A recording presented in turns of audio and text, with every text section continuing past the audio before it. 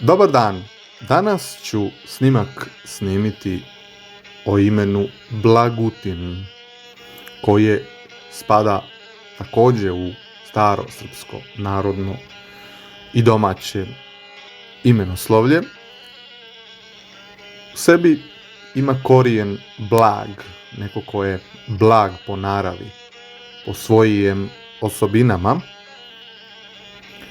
Te nastavke u i tin, gdje u se odnosi na ući, unići, ulaziti negdje, i nastavak tin, mutan, mutnost.